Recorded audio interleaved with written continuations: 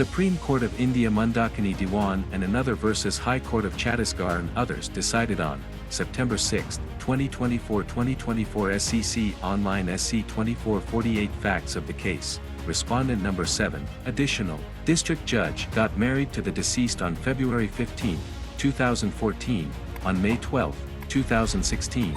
In the evening at about 10:30 p.m. the appellants who are mother and the brother of the deceased received a phone call that Ms. Ranjana Diwan had committed suicide. The police filed the closure report treating it to be a case of suicide. All the complaints made by the appellants to the authorities did not result in the registering of FIR against respondent number 7. The appellants filed writ petition high, dismissed the same.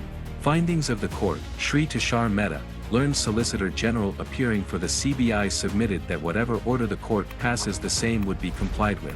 He also suggested that the court may consider appointing a high-level special investigation team or in the alternative may direct the CBI to investigate the matter, as this will provide credibility and instill confidence not only in the aggrieved party but also in the society at large. Considering the fact that the respondent number 7 is a senior judicial officer, any doubt or apprehension in the minds of the appellants who have lost their family member may be dispelled by the investigation being carried out by CBI. This may result into doing complete justice and enforcing the fundamental right of getting a fair investigation.